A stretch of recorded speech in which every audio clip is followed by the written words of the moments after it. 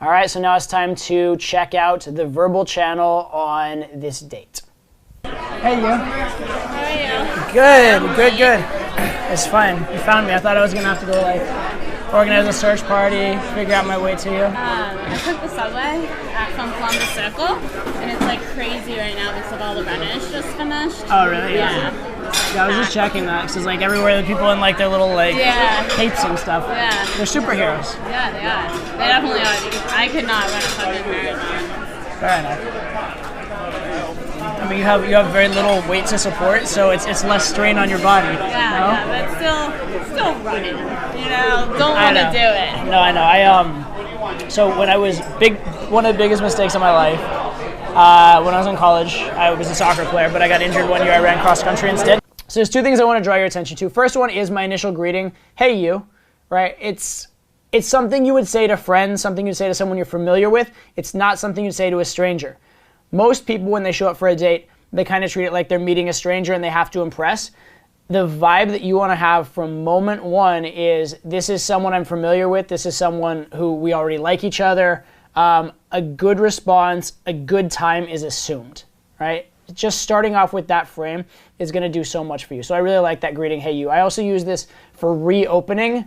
Say I talked to someone a little bit, they got pulled away by their friends, or I got pulled away, or we stopped talking for whatever reason. I'll reopen all the time with, hey you, what's up? Something like that. Or that hey you phrase, I really, really like it. It's just a personal preference, but because it says a lot of things and sets the right frame. Second thing, even though this is really boring conversation, it's a less boring version of boring because I'm not asking questions. Okay, most guys question. Where are you from? What do you do? How old are you? Especially boring questions they don't care about the answer to. The one thing is, I will ask questions occasionally, but I ask not those questions. I ask more interesting questions. And what I tend to do instead is answer the question or tell a story or have an opinion. Okay, it's a very important thing on the verbal channel that you not become the interview guy, you not become the boring guy. Everything you do, you need to be probably every time you open your mouth, you should be conveying your personality in some small way. If you ever open your mouth and it's such a cliche, boring thing that anybody could have said it, or that she's had that conversation 1,000 times before, you wasted the opportunity, you wasted your time, and the vibe is going to go down. All right? You want to be conveying your personality with everything that comes out of your mouth. To stay fit. Terrible mistake. Awful. The longest I ever ran was 13 miles. And that was when I was in really good shape, phenomenal shape, college cross-country runner shape. And I woke up, drank a gallon of water, ran 13 miles, went back to bed, and proceeded to have cramps in every part of my body for 6 hours. Yeah, it was just fucking horrible. Yeah, I'm not any running. I'd rather walk it than run it. No running. No, thank you. I'll pass. So you're the kid I made fun of in gym class. I mean, no, I like good gym. And I'll just give you a hard time. It's all right. Other sports are better. So right there is the first real tease. So you're the girl I made fun of in gym class. But no, it's all right. That's a push-pull, right? I don't want you to actually do this, but as we go through this, there are so many push-pulls in this interaction. There is so much of it. Some of them very obvious and fitting the formula. Some of them because I say it in a subtle way, be like, oh, you're kind of smart, or you're partially educated. All kinds of things, but there's so much push-pull going on. There's so much a positive mixed with a negative, or a negative and then an apology, or a big compliment and then a subtle takeaway. It's a constant in the way I speak. Almost to the point that I do it not even consciously anymore. I do it with girls that I've been dating for years. I do it in subtle ways when I'm giving people feedback. It's just an ingrained part of my communication style. So I'm not going to point out every single push-pull as we go forward, but I want you to be just extraordinarily aware that was a push-pull, that was a push-pull, that was a push-pull. I want you to notice how often this format is coming up. It's coming up constantly throughout this entire interaction. Fair enough. You look lovely. Casual yet elegant. Yeah, just rolled out about this way. Oh, really? Okay. Casual. Yeah, well, fair enough. I'm a little offended you didn't put more effort in for me then, in that case. Yeah. I feel I merit a little, Maybe a little bit. That might have been a brush. But that's, not too much. Uh-huh. Oh, man. You are amusing. I appreciate I also like the squint. How many people in your life have called you out on that squint? Not a lot. Yeah. Really? Like besides like my That's mother. very pretty. Yeah, please, that'd be good. How about a menu? Thank you. Yeah. Besides like my mother yelling at me for squinting, no one else calls me out on my squinting. All right, well, I'm in the company of your mother. That's excellent. Yeah. Mostly it's like because I'm not wearing my glasses, you know. What are you drinking? I am drinking champagne because I drink champagne all the time, even when there's nothing to celebrate. Yes. Okay, I respect that. But no, I like sweet white wines. So when there's not a sweet white, champagne's a good go-to. Yeah. You don't like red wine? I like sweet things, to be completely honest. So Acceptable, I guess. I'll do white wines or I'll do cocktails. Like sweet cocktails, I love. I like it. Another thing I want you to notice throughout this entire interaction is I want you to notice the silences. And notice particularly when there are silences that I'm not super eager to break them, right? When there is a silence, even a silence for a period of time, I'm not the one who finds it awkward and feels the need to fill it first. And the result of this is two things. Number one, I appear very comfortable, especially in tense situations, which is high value. But secondly, if she wants to break the silence, she's going to be the one trying to come up with something to say, the one doing things that are try hard, things that are qualifying herself. She's going to be the one asking me biographical questions. So in a weird way, it's sort of my way of leading without leading, right? Basically, I'm encouraging her to ask the questions, and because the questions are very predictable and because I'm going to have good answers for them, and because the answers to questions aren't bragging, it gives me a tremendous opportunity to convey a lot of positive things about myself in a very, very it just happened, no agenda, non-try hard way. So silences are sometimes just as important as words.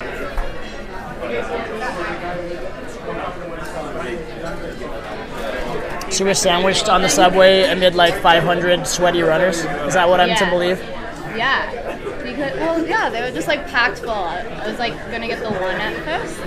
Of all the times when I wouldn't take the subway, like I just ran a marathon, I think I could splurge for a taxi. Yeah. You know what I mean? But that's why we're gonna take you. Yeah, because like the pickup and stuff, yeah, you're right. And depending on where they live, because like the marathon, they go to every borough.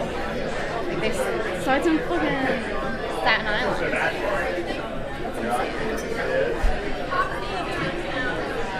Do you recommend anything? I recommend get whatever type of alcohol you typically like. Well, I like all types of alcohol. Do you? If it were me, off the top, because I'm into like sweet stuff, I would go with that. But that's just me. I was just looking at that. I think that's what I'm gonna do. I thought about that. This is also like, if you want to be sweet, but also like not cut your balls off and pretend you're still a man. Old fashioned's a good way to go. I don't like old fashioned. Well, you're not a man either, so it's fine. Yeah, so I'm allowed to get the sparkling peach cosmetic. Oh, you totally are. Yeah. Quick thing I want to point out here. It's a very minor thing, but I said if you want to like not cut your balls off and pretend you're still a man, that kind of thing. It's not very important. It's not an important phrase, whatever. What is important is that I'm not afraid to say something like "cut your balls off," "pretend you're a man." I'm not afraid to say something a little offensive. All right. Most guys, when they get around really pretty girls, they get really, really politically correct and really polite, and they're afraid to swear. They're afraid to say fuck or shit or hell or damn or ball or penis or any of that kind of stuff, right? You need to be able to say those things in the company of a pretty girl because you are planning on fucking her with your penis, so you better be able to say fucking penis around her, okay? It's an important honest signal. If you're too polite, it conveys that you're in your head. It conveys that you're trying to qualify. It conveys that you're scared of the outcome and unsure of yourself, all kinds of things like that. So sometimes overtly just even doing something and saying something in a rude way is actually a high value thing to do. I mean, I think I am too, and I am a man, so. Yeah, no, I mean, anyone's allowed to get it.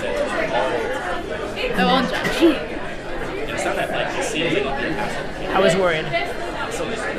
I thought I was gonna crumble under the scathing judgment of Kristen. I mean, there's still potential. I said I wouldn't judge your drink choice. I appreciate that. Only that area. A lot of other things I can judge. Keep me posted. Yeah. Again, two things I want to point out. First was crumble under the scathing judgment of the girl. Now, what did I do here? So a lot of times I will use exaggeration. right? And I'll use exaggeration, I'll use big flowery words, I'll be a little over the top. It highlights that I know words and things like that, but what it really serves to do is it highlights that I'm not taking the situation that seriously. Okay, the fact that I'm being a little flippant about it, I'm saying things in these outrageous ways, I'm exaggerating, it means I'm not thinking in a very logical way, I'm not too seriously bought into what's going on, that kind of stuff. The other thing that you may have noticed, if you were very, very observant, is as I said that, I sort of slowed down the pace of what I was saying. A lot of times if I'm saying something that is a gamey move, that's insinuating she and I are together, or it's escalating, or it's maybe seeding to make plans or something like that, a lot of times I will slow down the rhythm of what I'm saying. And the reason I'll do that is that I want to be able to see and evaluate her reaction word by word, so that I know if I'm pushing too hard, or if I'm offending or something, or if the joke isn't coming off, I know to quit in the middle as opposed to continuing it all the way through to the end. So whenever I'm doing something that's risky, either in terms of the joke might not fly, or it's escalation that might not go, or seeding the plans might not be on, something like that, I want to be able to calibrate as I go, so I'll slow down my verbal rhythm. On the other hand, when I'm passing a shit test, what I will do there is I don't talk fast, but I also don't pause a lot or overthink things, right? I just get on with it and get out with it, because if you appear to think too much, then it's a little bit try hard. So where does the snarky sarcasm come from? Do I have a snarky sarcasm? A little bit. Just a little bit? I don't know. I'm a Philly girl. So, it's part of our charm, I guess.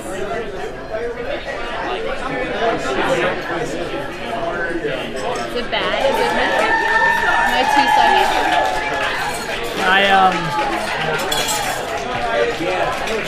I appreciate a little wry wit. If somebody's too much like bubbles and rainbows and sunshine, I can't handle it. Yeah, no one wants to forget that. Not around ever. Yeah. Please, bring no happiness my way. Especially not before noon. Yeah. Like smiles before noon, I just Definitely.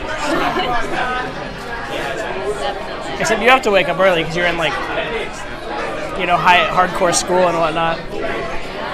You poor girl. Why do you do that to yourself? I need the degree. So, honest question from someone who... So here I'm saying, honest question, right? Now, why do I do this? I don't need to say this. I could just get into the question. In fact, from a communication standpoint, it's redundant. It's maybe even less strong communication. By saying honest question, I'm implying other things aren't honest. There's a lot of reasons why this is not a normal or good way to talk. However, there is one reason why it is a very good way to talk, maybe two. One is that it draws attention to whatever's going to come next. It snaps her to attention. So, honest question, right? It's a change in energy, change in intensity, and it's drawing her attention to something's coming, right? So it's priming her in that way. And so it's going to make whatever you say afterwards seem more significant. That's one good reason for it. Another great reason for this kind of stuff, and by the way, I also serious question, can I be real, something like that. I'll premise whatever I'm going to say. It's a great way to interrupt another conversational thread, right? So blah, blah, blah, blah, teasing, wait.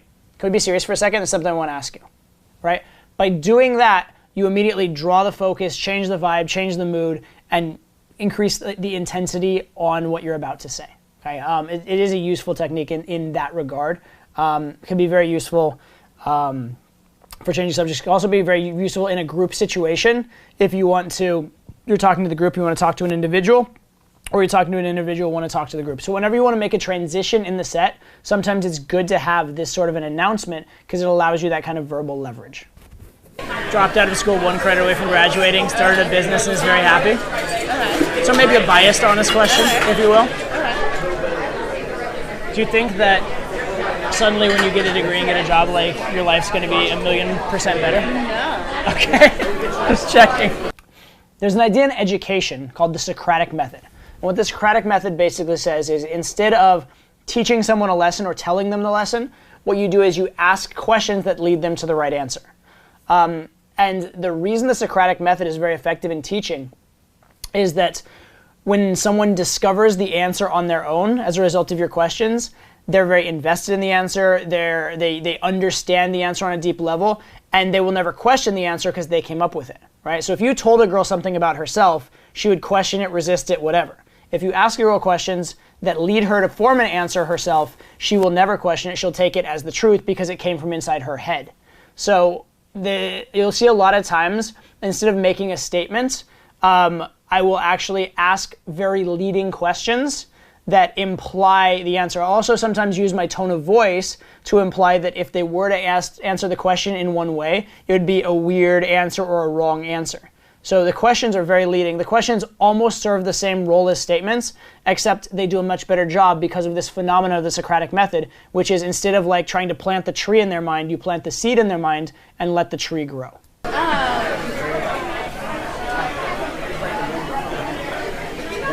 I think like if you're happy with what you want to do, or like you know what you want to do, and you need the degree in order to do that, then I think you'll be happy once you get to that area, which is like my scenario. I don't think like everyone needs a degree to succeed or be happy or whatever. I don't care what people do. I wasn't talking about everyone. I was talking about you. No, I'm saying like personally, yeah. I need the degree to do what I want to do. Which is help as many people as possible and make the world a better place. Obviously. Can I change all in 1 year. Can I change your last name to Teresa in my phone? Is that okay? Okay, so I have 3 separate things to refer to here. First one is this. Most people, when they talk, their vocal tonality is extremely flat, right? And because of that, you're missing out on an extremely valuable tool. I encourage you to learn to use the full range of your voice, okay? Here's a little exercise for you. Take the phrase, "I didn't say you stole the cookie," and try and say that phrase 100 different ways if you can. Try and come up with every possible different way you can say that phrase. I didn't say you stole the cookie. I didn't say you stole the cookie. I didn't say you stole the, I didn't say you stole the cookie. You see how all those are completely different meanings on the same phrase, right? Learn how to use your voice, learn how to use your intonation, learn how to use which syllable you emphasize, which word you emphasize to have great meaning.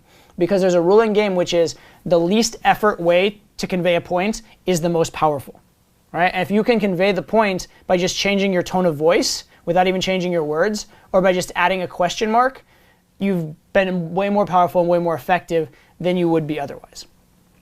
Second point, humor. For things to be funny, one of the key ingredients is humor is specificity, using specifics. Okay, so this girl said this like very politically correct, nice thing. I could have been like, "Oh, you're so kind and generous and politically correct." That's not funny. It's not clever. I'm not even saying that what I said is even that funny, but it's clever, right? Instead, I would say, "Can I change your last name to Teresa?" Right?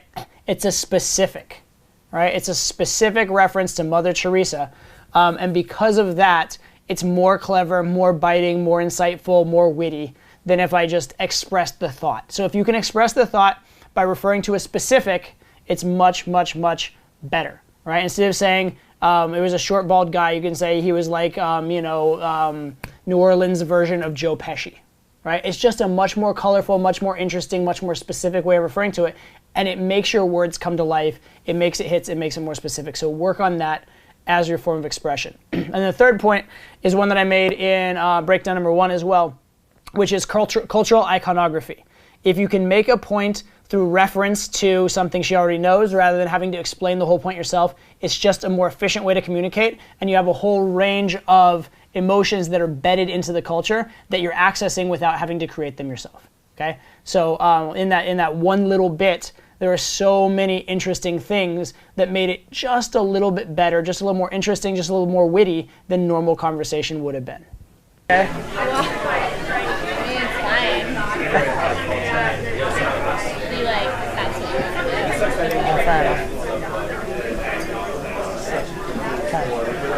My sister's name is Teresa. That's not her name. Oh, really? No, I meant like just like Mother Teresa. Mother Teresa. Yeah.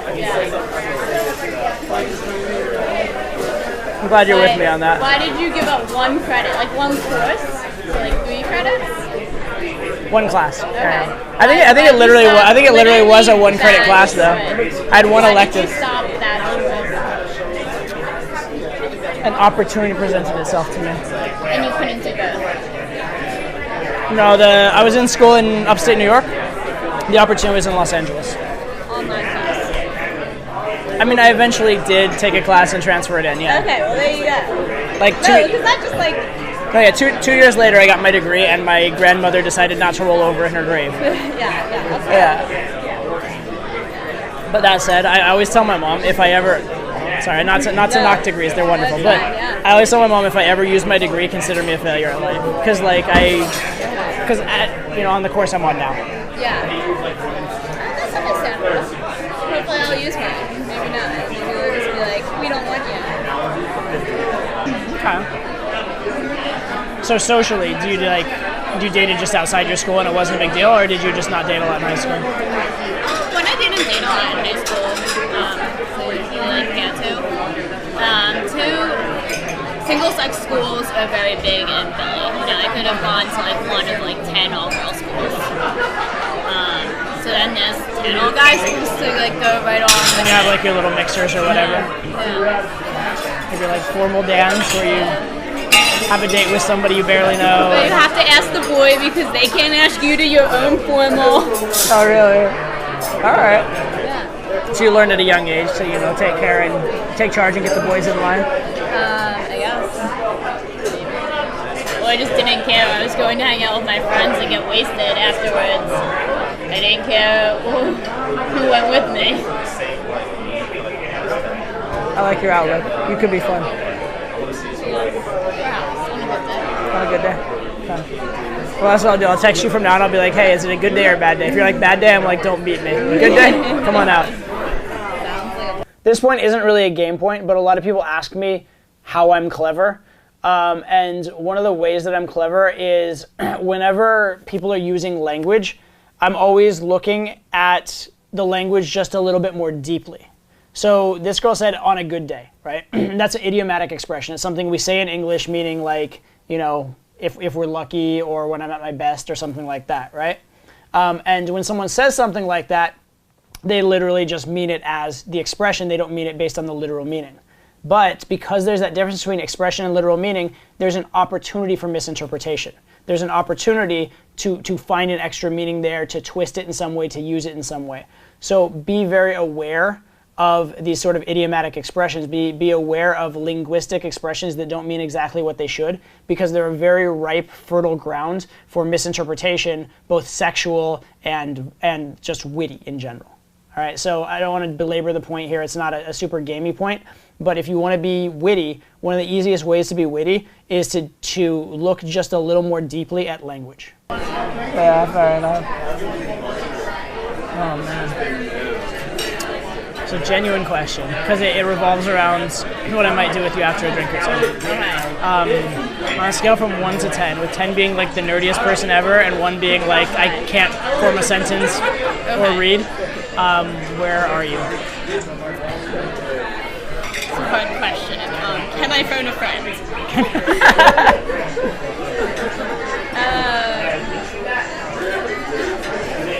I want to say I'm pretty moderate. Pretty moderate. So I would say I fluctuate between a 4 and a 6, depending on the topic. But that also might be a cop-out answer. I acknowledge that. But it was a pretty broad question. Did you draw a bell curve in your head when answering that? It didn't. You were like, well, I think a 4 and a 6 is between 1 standard deviation. So that's between the 67th percentile. No, I'm not that much of a nerd, and I would have been at the end of the group. But you know what I was talking about. Yeah, I know what a bell curve is. I would hope so in your line of work. Salty? All right. So you do follow the sports even if you don't slam so much? Actually a random-ish question. How curly is your hair normally? This is fake curly. This is fake. Well, I mean, this is fake curly, but this up here is not fake curly. Yeah. I have relatively curly hair. Not ringlets. I was born with ringlets, but now it's kind of just a hot mess. So you rolled out of bed with ringlets? What? I'm clowning on you because you said that I rolled out of bed like this thing. Another great lesson in how to be witty is callback humor. If you remember something she said before and can bring it back up, that's more witty than if you don't. Okay, so she said earlier, I just rolled out of bed like this, and then she said the ringlet thing, like you just rolled out of bed with ringlets. All right, that's not that witty. It's not that important. It's not the best example. But I just want to point out to you that the more that you can remember the conversation before and bring it back up, that's another real easy shortcut to being witty. It's also great in text as well. Like say you met the girl live and then you're texting and you're wondering what to text. It's a great opportunity to have something to say when there is nothing in the existing conversation. But yeah, callback humor, another great, very easy, low-hanging fruit form of being witty. I was thinking that at the time, I wasn't going to say anything, but now you said ringlets, I have to say it. You rolled out of bed with a ring. That's awesome. Like, it's impressive. No, I don't. All fake. Yeah. It's a really good wig. It's really on there. I mean, it's like... yeah. I'm just like put the super glue on there and hoping for the best. Yeah, we'll see what happens. It's so natural. Just let me know if like something starts looking weird. Can you like do that for me? I will. If I need to, I'll shift it over for you a little bit. Was it that obvious? I have curly hair. It's this right here, isn't it? It's right at the root. Yeah. No, that doesn't straighten out. It's right here. Yeah, that doesn't straighten out. Well, you can't get like this. You have a straightening iron, right? You can't get the straightening iron that close. No, I can get that close. But it doesn't straighten out. Really? I think it's endearing. And it's only right there, but like anywhere else on my head, it's fine. It's endearing. It's fine. Yeah, just a little special up there. Is that what your teacher Remind told me you of as a my kid? roots. Oh man. As long as we're on the theme of wit and words and that kind of stuff, again, not the cleverest thing ever. I'm sure maybe you've heard this joke even before, but the word special, right? It has two meanings. It has, it has the special as in like good, different, unique, and then it has special as in like mentally deficient, right, or retarded. So again, because it has that double meaning, it's a ripe area for misinterpretation. It's a ripe area to be used to be witty, to tease the girl, to change the direction of the conversation, to add a little twist or a tweak. Now, you don't have to use every one of these that comes up. If you use every single one, it's obnoxious. But being aware of them just gives you a wider repertoire of different things that you can do that are witty or teasing or that just open up different ways that you can communicate, all right? So again, being aware of language in this way, and it's not even being aware of all language or having to be that verbally good. There's very specific formats and patterns that occur over and over and over and over again. And it's not to say that I'm even like the wittiest person in the world, but I am very aware of these formats. When I was a kid, I had like really tight curls, and my family used to call me the Pepsi girl. Do you remember the little girl who used to do the commercials? No. Should I be Googling this right now? Hang on. You talk, I'll Google. Movie with like the parrot, and she's like deaf. It's like a long kid. It's like called Polly or something. Called what? Polly. Okay, hang on. Just look up like the Pepsi girl. I'm looking it up right now. But anyway, they used to like call me that, and I would sob. I would get so upset. Oh, I remember. I know what you're talking about. Yeah. This I one? had that hair as a kid. That one? Yeah. They would like make fun of me, but she's really unattractive now though. Is she really? It's even more of an insult. Oh. Well, it's not an insult then, like she's a cute little girl, but they used to do it in like a teasing way, and I would get so upset. I'm a very mean family. Oh. Fair enough. We got a big family too, so we're big-ish, 6 people. How big? Do you have a big family? You're an only child. I mean, I act as conceited as an only child, but no, I'm the oldest. So yeah. Do you get along with your siblings? Currently. Are they close in age? 3 years. So closer in age than we are. So. Yeah, I mean, I wasn't going to point it out, but all right. The point is, they're too far apart for us to get along, so you and I are clearly not going to get along. Just throwing it out there. Did you think this was getting along? Because this isn't. I was kind of like, I'm just going to invite her out and use her for some witty banter and an engaging evening, and then we'll leave it at that. I'm going to find my entertainment in this girl, like, whether it's laughing with her, at her, it's just going to happen some way, like, whatever. Exactly.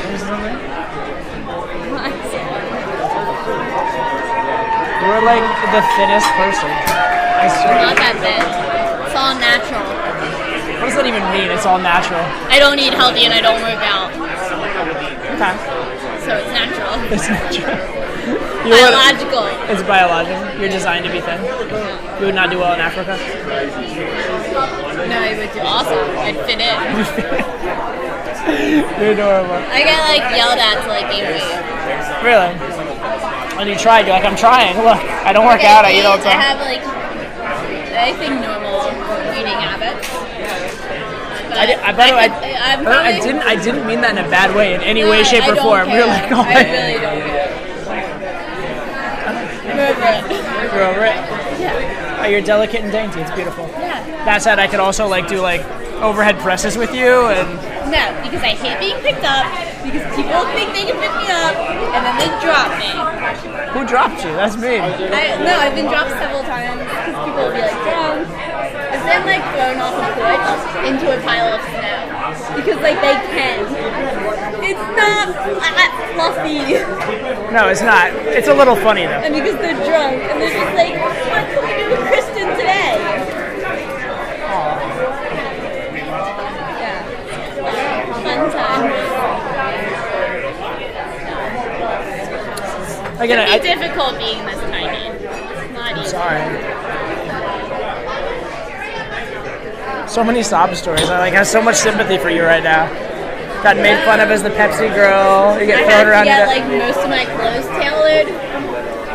Really? Interesting.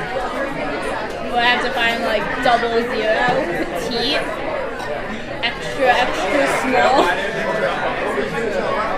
and then wear it in an oversized fashion way. Never tried just like off the. It shrinks in the wash. Never tried just going off the kids' rack? It doesn't really fit my style. I'm just messing with you. I actually like your style. For like if you want a genuine compliment, I actually do like your style. Thank you. That's from. I do alright. It's a mix. I don't think I could like say I dress in a certain way. Alright. So here's my plan for you because I do enjoy engaging with your wit. Okay. So my plan was we're gonna have maybe one more drink here, and then assuming it's still open, which it should be, there's a bookstore around the corner. Okay. Which like reminds me of the past because nowadays it's all Amazon. Okay. But I thought I would take the witty, marginally educated girl to the bookstore. And I actually, if I were smart, I would have planned ahead what my favorite books are, but I have no idea. But I would show you a book or two I like. You could show me a book or two you like. You can see if like we enjoy each other. What type of novels do you like? What type of novels? This is what I want to do. No matter how many people tell me it's like not a good choice, I'm gonna do it. I like it. Plus you're cute. You can always marry rich. You'll be fine. What? I said plus you're cute. You can always just marry rich. You'll be fine. I would not marry rich. Just to marry rich. That would be ridiculous. I like that you added the last part.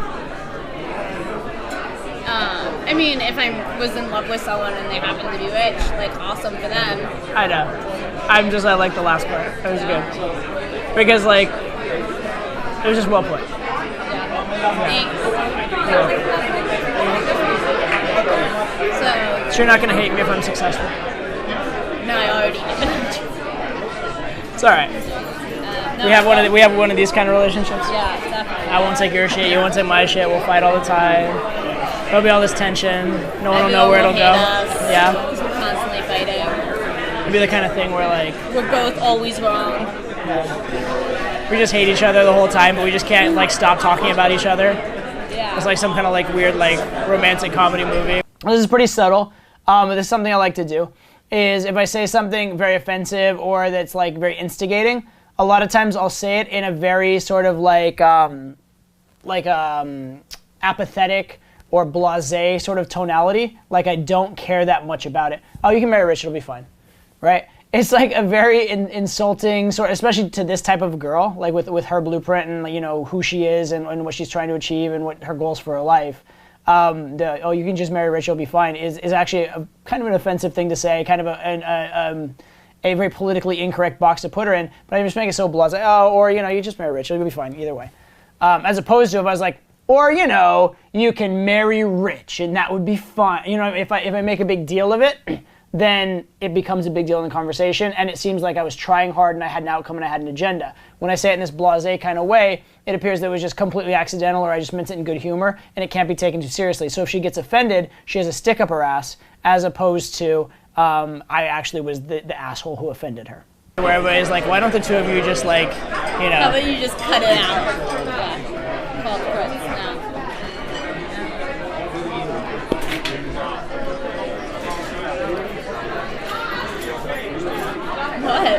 What? You've seen this a couple times where I'm basically just staring at her for extended periods. I wouldn't say staring, or more like gazing or like looking intently or whatever. But remember I said at the start, a lot of times part of verbal game is your silences. What I'm doing here is staring and using silence to build the tension, right? Part of verbal game is you don't have to talk all the time.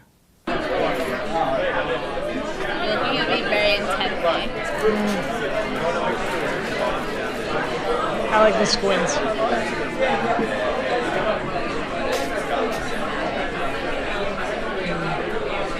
I like your hair a lot, actually. I usually do not. So I want to point out this word. One of my favorite words in the English language is the word actually. Listen for it. You're going to hear that I say it all the time. I'm saying actually this, actually that, actually the other. And it's a really great word for qualifying. And it's a really great word for giving a compliment without it seeming like too big of a compliment or too big of a deal, right? So, I like your hair actually, right? As opposed to, I really like your hair, right? You see how one is much more of a like offhand kind of a thing. And also the actual is like, wait, why wouldn't you like my hair? Or what about my hair wouldn't you like? It sort of leads to more insecurity and questioning and not just taking it at face value, right? A lot of times the push-pull version would be like, you're sweet, you seem sweet, but you're actually not, right? That idea of actually, or like I'm actually starting to like you, as in like, what you weren't liking me before, or be like, that's actually ridiculous, right? In that case, it highlights it. But the word actually is such a versatile word in terms of, it makes a statement that would be a face value statement, it suddenly makes it into a comparative statement.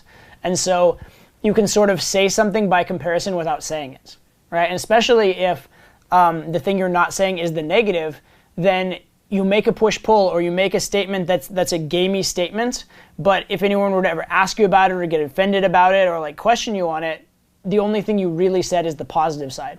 So it's a great way to be keeping a very positive frame, being very, very non-insulting, very like socially courteous, but at the same time constantly actually doing push-pulls and even like negging a little bit. So I love this word for all those reasons. I like curly hair, but I like your hair a lot. I picked a good wig tonight. Did you? I'm glad. Keep it. It suits you. Wait, you don't normally care for hair, is that what you said? I don't usually like curly hair, but you actually pull it off well. That's a little...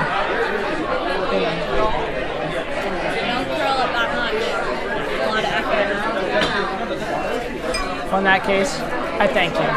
You're very sweet to me. I rolled out of bed this way. I know. I can tell. Adorable. Any more drinks? You're welcome. Any more drinks?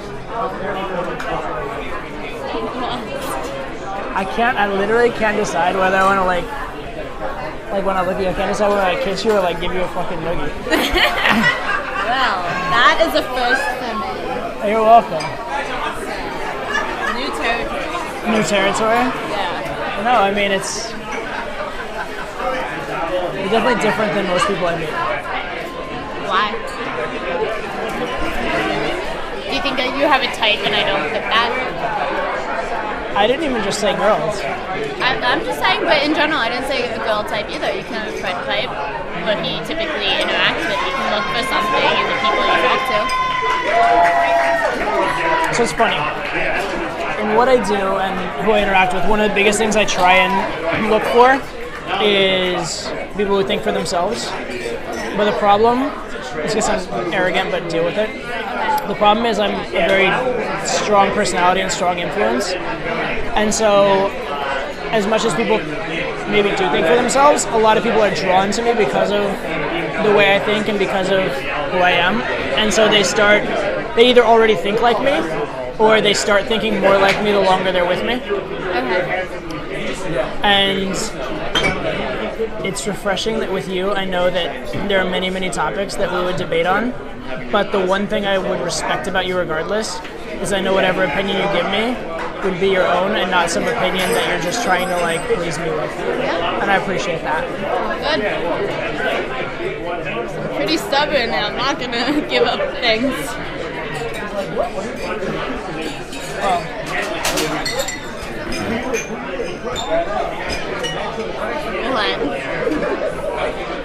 I like the expressions. What's this ring? It's my high school class ring. I figured it was something like that.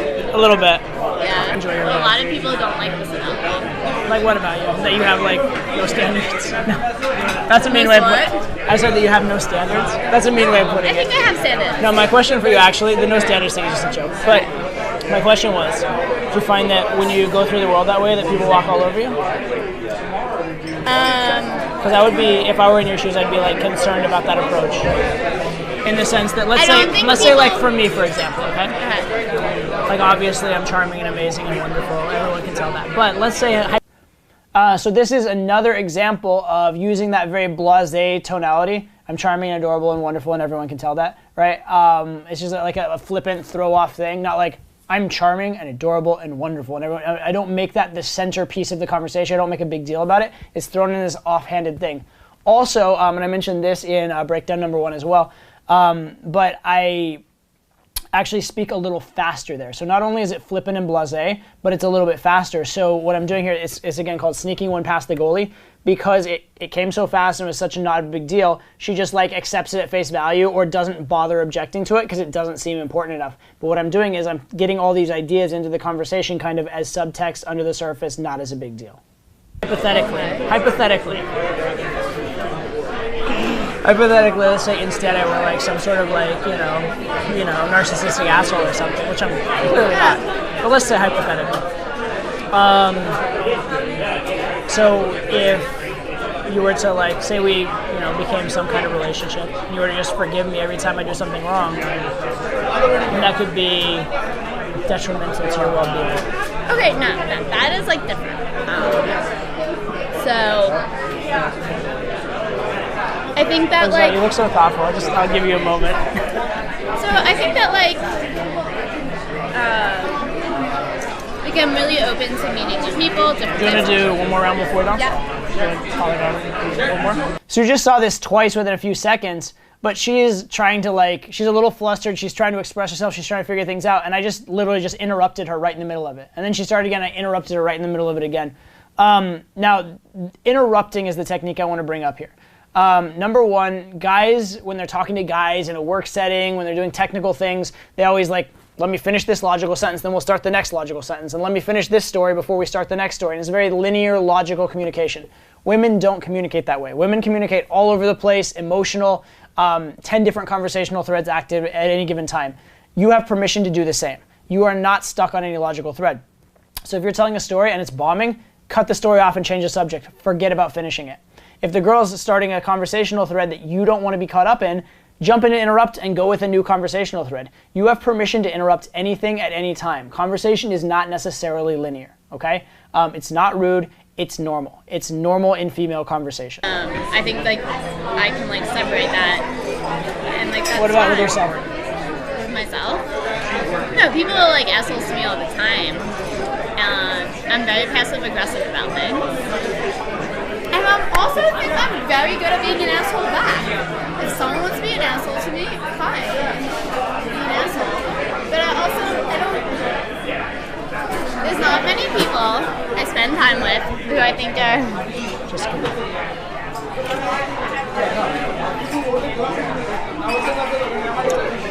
I love your answer. No, I'm gonna finish. No, you can finish. No, I'm not telling you not to finish. I love your answer. Thanks. I'm pleased. Yeah. Don't kiss me. Finish your answer. I'm actually curious. Okay, we're doing it in this manner. Okay, so if people are assholes to me, I don't find that. How do I phrase this? I don't find that people are just actually assholes 24/7. I think they might be assholes when they're like out in public and trying to be a certain way.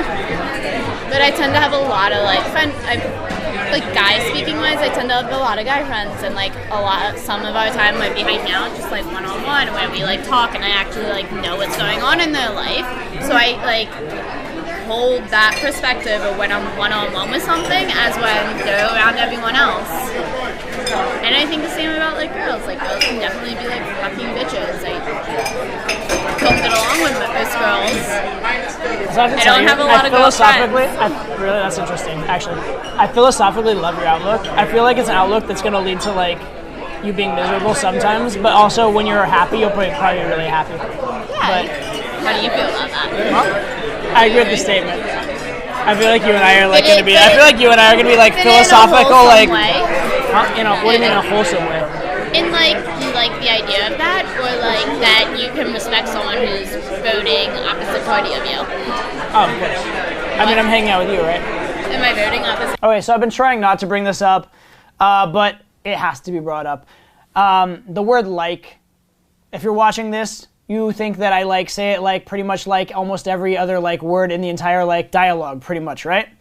So, do I think that I could possibly communicate in a stronger way by using the word like less often? Probably.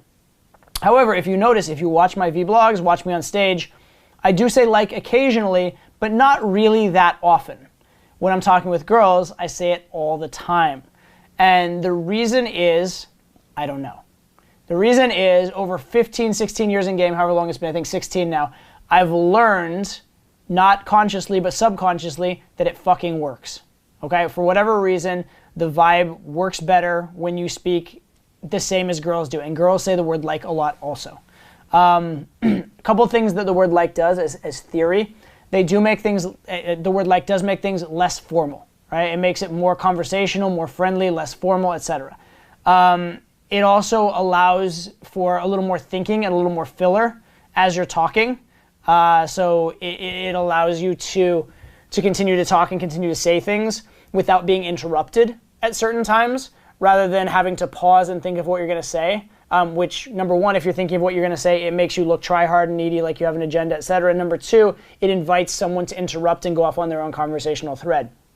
So as much as like, and I don't think I even say as much with the girls, I use like a lot more than but as much as those are weak words in conversation in general, there is, as I say it, there is a purpose to those words. They do serve a purpose. They are effective in certain ways. Now, do I know exactly why I use them with girls a lot and not when I'm speaking outside of with girls? I can't tell you precisely. Those are just theories I threw out. I do know that I see it constantly in my infield, and I see it much more rarely when I'm just talking. And so the indicator there is that my brain has learned through experience that it's a useful form of communication when with girls. Okay? So if it's annoying the shit out of you, be aware it's annoying the shit out of me watching it as well. But also be aware that I seem to do pretty well with the girls in general, and I seem to say it a lot. So if you find yourself saying like around girls a lot, I wouldn't necessarily think it's the worst thing in the world. I don't know. I didn't mean voting opposite party. I mean like, no, like, you know. I think you and I philosophically disagree on certain things, but I respect how you've come to your beliefs. If that makes sense. And I actually think, I mean, it's jury out, I just met you, right? But I think I actually enjoy you as a person. Thanks, maybe, probably not. So don't get too attached. No, I know. It's all downhill from here. This is like good first impressions. I mean, I like you, but let's take it slow, alright? I don't want to rush into things. Yeah. I'm a very shy boy. Obviously. And while I enjoy you, I find you attractive.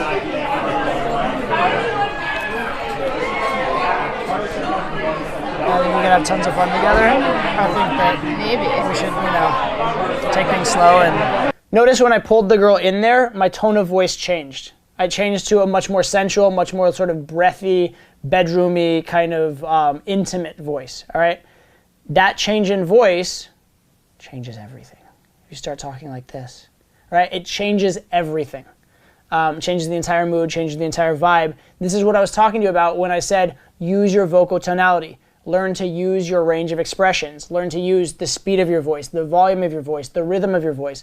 There's so much that can be conveyed on that non-verbal but vocal level. Cater to the fact that I'm a shy boy and I have to protect my fragile heart. Do you think I have nothing to protect? Who do you think I am? You're making assumptions about me and presumptions.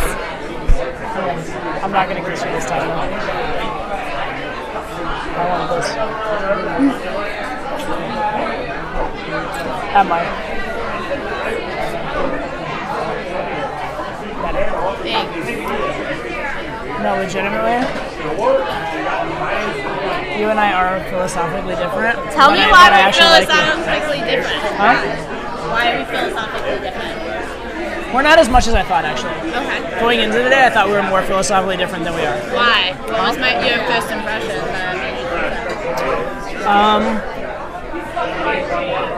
First impression? I thought you were like a blanket anti-capitalist. I know. You're actually like, you're a lot more thought out than I thought. Like you're actually. That I have some depth. All right, I give you a compliment. I told you I was a sarcastic asshole. Like, just go with it. I mean, be a sarcastic asshole, but like not in the middle of a compliment. No, I'm pretty. Just it's like a self-preservation thing. In the middle of a compliment, let the compliment flow. I can't. No, you're like what? No, I need to like nitpick. I believe in capitalism. You do? Doing what? Capitalism. Oh yeah. Okay, good. Here's my like vision. Okay. I get like told I have an accent like all the time, but it's cool. Sometimes I embrace it.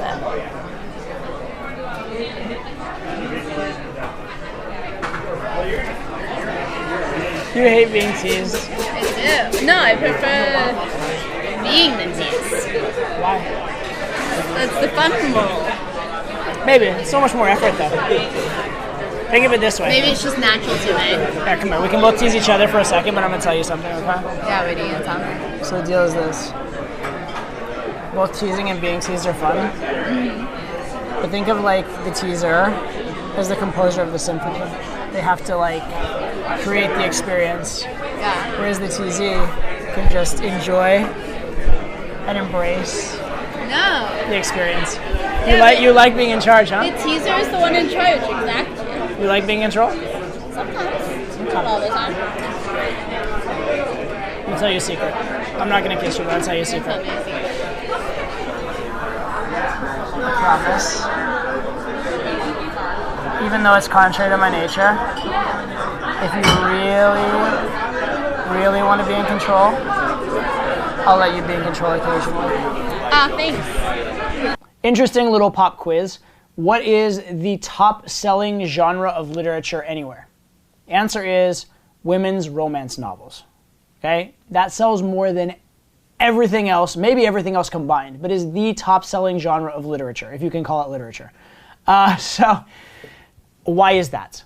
Women love that kind of language. Women love those kind of words. So one of the things that I love to do is to descriptively describe it. Well done, Todd. Good use of words. But basically, to use language to put them through a descriptive experience of something sexual or sensual or intimate, something along those lines, because it's very, very powerful. And then what you saw me do just now was I actually was running my hands over her body, escalating on her just ever so lightly while doing that kind of stuff, right? One of the absolute most powerful things you can do for a girl, because the right words, those romance novel type words, those words that engage a woman's imagination and get her thinking sexually, literally will make a woman wet, okay? So much power in that tone of voice, in being naughty enough to use those words, but also doing it in like a way that's subtle enough, classy enough, that engages enough. So A, learn from what you saw here. B, if you can possibly stomach it, it's not the worst idea in the world to even like read a decent romance novel here or there, or at least understand the themes of that sort of literature. Not a terrible idea. At the very least, give yourself permission to talk sexually, sensually, and talk about sex with girls, right? Give yourself permission to describe sexual acts to girls. It's very, very, very powerful. There's only like one other way where I prefer control.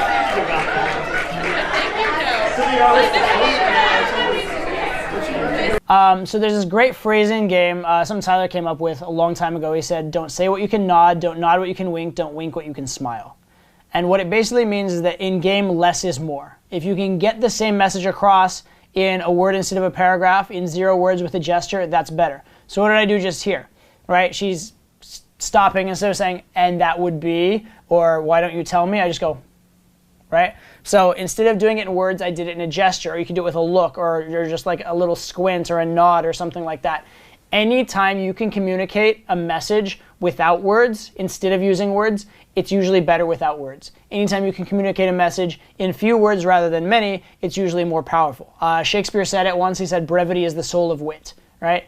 That kind of encapsulates the same idea, except even better is when it's not even brevity, it's not even using words at all. We're getting into this. I love giving blowjobs because of the control aspect. Because you're in control of the experience, so to speak. And because, like, they need this from me. Need is a strong word, but I definitely enjoy a good blowjob, so fair enough. But in that moment, you need it, or I guess you could have sex, but, like, you need to get off in some fashion. Okay. So, it's a need aspect. A want. Strong desire. How's that?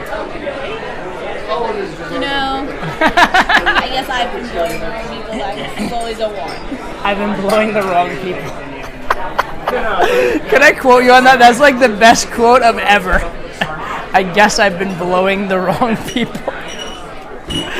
That sounds like some kind of LA starlet who's trying to like sleep her way to the top. I guess I've been blowing the wrong people. Were you not picking up on that? Oh my God. I'm sleeping my way to the top. Clearly. Halfway there. You're like, you've slept your way to the middle? Strong word. In the bell curve. So there's a lot of things I can point out there. The one I am going to point out is the repetition, that a lot of times you can be witty just by repeating back what the girl said. Right? I mentioned that I think in breakdown number 1, but I want to repeat it again and make sure you're aware of it. The other thing I would say is I challenge you to look at that last like 30 seconds and piece together all the different uses of the other things that I've already mentioned so far in this breakdown, because there's a lot of just great examples of those stacked back to back to back. So it's just worth watching for a repetition of a lot of points we've made before.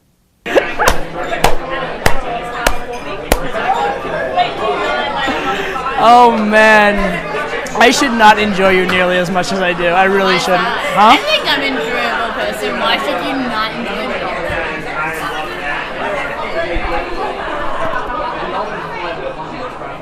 Because as cute, adorable, and witty as you are, you're kind of fucking trouble. How so? Define this like troubling aspect about me.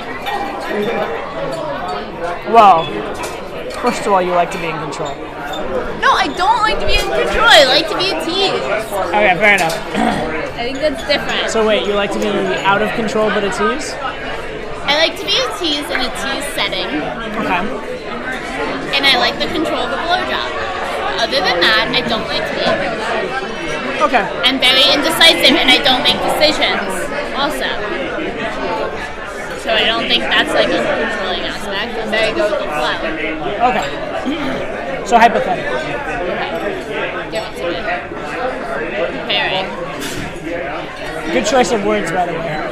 Give it to me.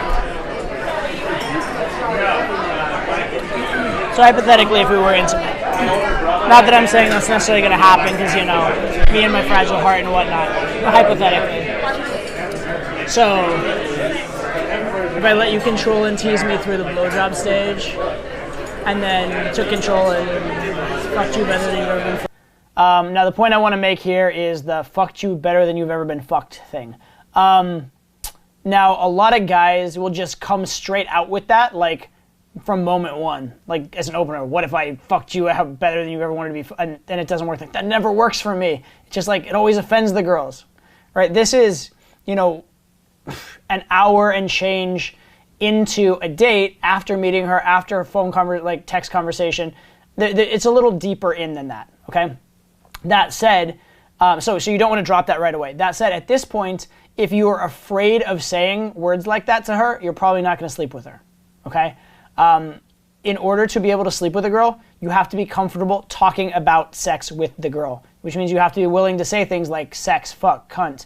Cunt, maybe not. Cunt's a tough one. But anyway, but like blowjob, you want to be able to say these kind of things without blushing, without hesitating, as necessary. Now, most of the time you're not going to say them. Most of the time you're going to be delicate and talk around them. And you don't even necessarily have to say them, but you have to be willing and able to say them. If you're afraid of saying them, that's a big problem. You'd be okay with that experience? Yeah, that's perfect. Just checking. I mean, I think we should take it slow, but I'm open to the possibilities. We are taking it slow. Yes. There are no possibilities at this point. I'm a nice little Catholic girl. Cheers. Good stuff. Like, preferably, I like to be on the edge of the bed. The edge? Yeah. Oh, like the outside? Yeah, the outside. So I'm not right or left side, I'm outside. Outside, I'm not in and out of that. Meaning you like to be in control? You like to be in control of when you go and leave? No, I just like an escape route. Fair enough. Well, that said, if at any point you feel a need for an escape route with me, you're free to go. I think I'm adjustable, though. I think that is like the better answer. Scenario, yeah. What do you prefer? Do you prefer the right?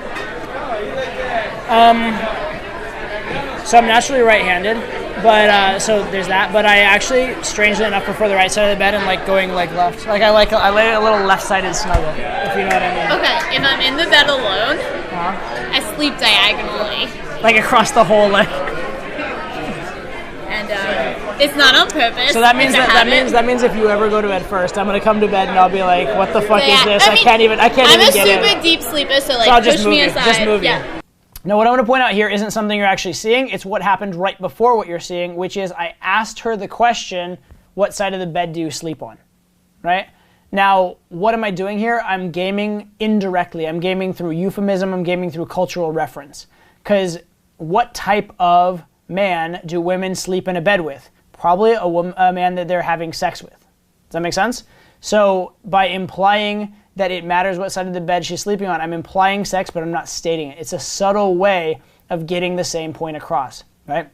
It's using, again, cultural iconography, euphemism, subtlety to make the point instead of stating it overtly and obviously. And this sort of subtlety, very, very powerful, very, very useful with women.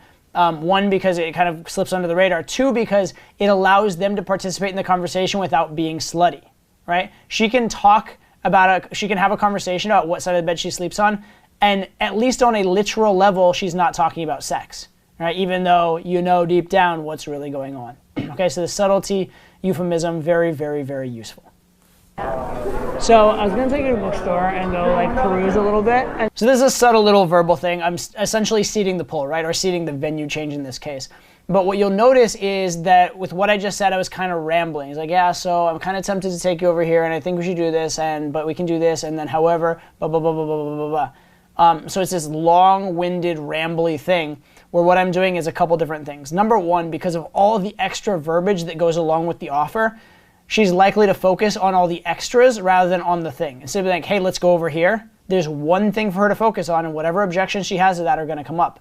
If you say, hey, let's go over here for a minute, but then the other thing is that there's this and this, and actually I was thinking about this, and I think that you're this, but then we can't stay here for this long because of this and this and this, and then actually the funny thing is this, right? The actual offer is so lost in the verbiage, she forgets to object to it, right? Especially if the other stuff is more interesting and more engaging. Also, all that extra verbiage, it gives you the opportunity to deal with any of the objections before she says them. So, for example, if maybe she has friends and she might want to come back to the friends, if you beforehand, before she brings up the objection, like, but we can't stay for very long because I have friends here and, I need to get back quickly, so like 5 minutes we're there, looking, leaving, that's it. You can't make me stay longer because I'll get in trouble, right? Now, she can't bring up that objection because you did. So now you've not only taken the emphasis off of where you're actually going and it being a big deal, also you've handled objection in the process. So this procedure, this technique of rambling through the venue change is very, very effective, very, very powerful. And come have one more drink with you just because I'm not hating your company, interestingly enough. However, wow, I have a first. Can I get that in writing for references later? In case someone totally says they do hate me in company and be like, I will write you the most like effusive, positive bullshit reference if you ever want. I'll write it from my company too if you want, okay? And pretend you worked for us. I'll start putting that down on my apps. Looking for a part-time job. Yeah. I don't care. I don't give a shit. I have no reputation to lose on that regard. So whatever. It's a small company. It's not like it's Microsoft, but if it carries weight, you're welcome to it. Thank you. I appreciate it. What I was gonna say is, we can do the bookstore thing. Or here's a random question: do you use Audible? What? Do you know what Audible is?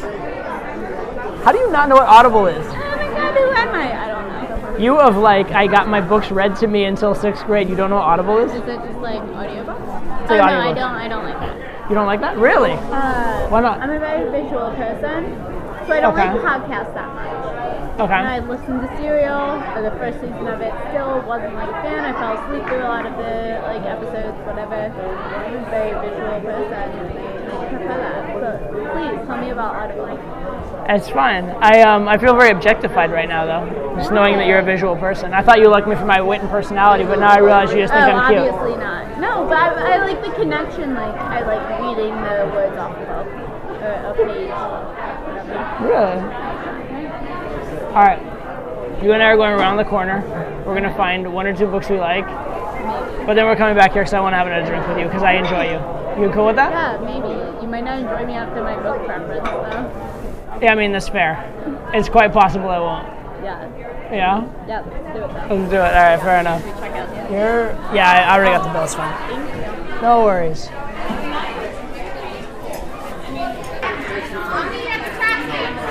I don't think I need to get you drunk to take advantage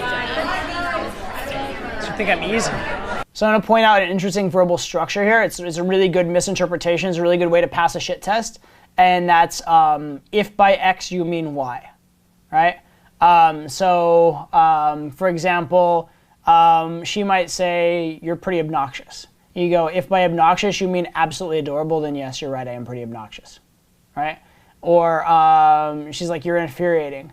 You might be like, if by infuriating you mean you'd like to take me home, I appreciate it, but I think we should take things slow, right? So if by X you mean Y is a great format for misinterpretation. I did not exactly that there, but something a little bit along those lines. She's like strong, like, it's good. Well, if you want to take me, you're planning on taking advantage of me, then sure, yes, da da da. So it's that same general format. If by X you mean Y, right? So it's a great way to create implication, to create misinterpretation. Very, very, very useful. I'm a little offended. I didn't say that.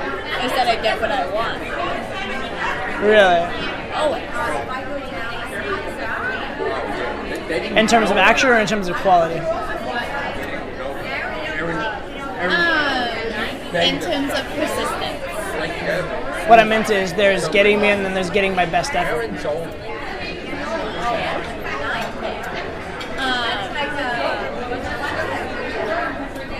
That's a different side to it though. Because your best effort is for me to be hard to get, because then you're giving your best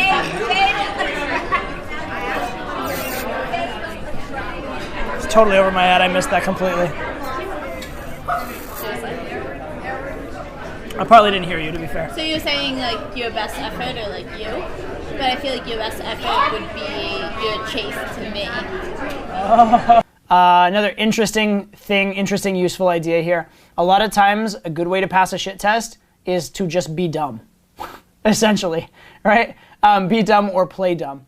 So if you just fail to realize the implication of the fact that she's saying could be a shit test, or you just fail to even grasp what she's saying, or even say, I'm sorry, I couldn't hear you. Can you just repeat that? That kind of thing can do a very good job with passing shit tests, because you make her have to repeat it a second time. Because the point of a shit test, the reason for a shit test is very insidious and difficult, is it seems like it's this very unintentional thing that she threw out there, and then you just couldn't handle it, right?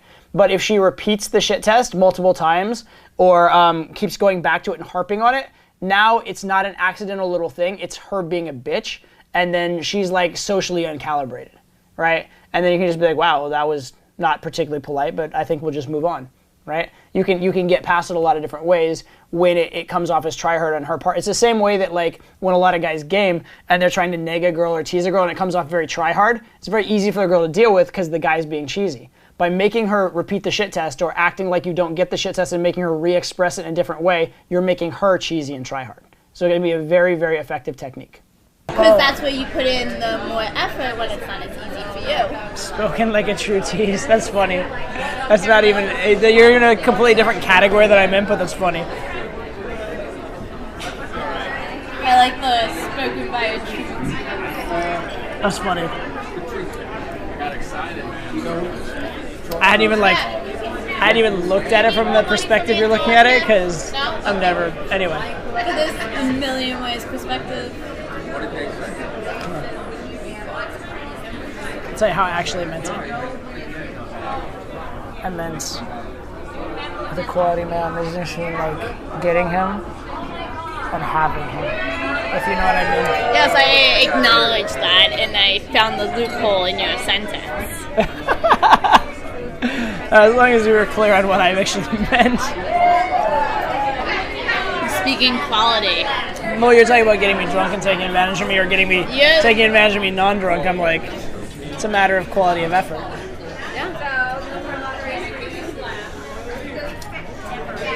I mean, A, I'm not that easy. I think we should take it slow. But if I did deliver, I would endeavor to do my best for you. A, I am very much not easy. And, I don't think I need a B. I don't think I need a B.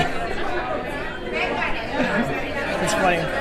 At this juncture. There's a meme I saw once upon a time. It said, like, benefits of dating me. Number one, you'll be dating me. I could go on, but I think I've proven my point. Yeah. It's kind of how I feel about life sometimes. So what I just did there is, it's not even that important that I did it in this context, but I did a thing called quotes, right? And what quotes is, instead of saying something as though it's coming from you, you say something as, oh, I saw this interesting on TV, or I saw this interesting meme, or I heard this interesting thing on the radio, or my friend was telling me. And when you say that kind of thing, you can imply it about yourself, you can get the same message across, you can get the same point into the conversation, but it's not your fault. Now, in this case, it wasn't necessarily, like, it wasn't a big deal that I used the quotes and said, I saw this meme, whatever. But it did help a little bit because it's an incredibly arrogant statement. So if I just overtly made the arrogant statement, I'm super arrogant. But if I just say, I saw this arrogant statement and I found it funny, well, found it funny kind of means I related to it a little bit. So you're still saying it, but again, it's in this way that's courteous and plausible and politically correct, and no one could ever blame you for it, because no one's going to blame you like, you saw that meme? What an asshole for seeing that meme.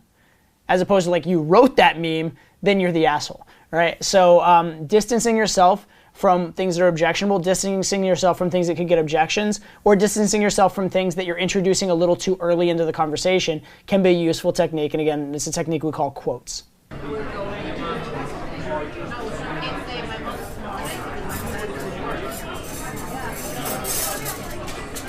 So I have a question for you. Do you think two people who enjoy teasing and being teased can actually get along intimately, or do you think it would just be frustrating for everybody? I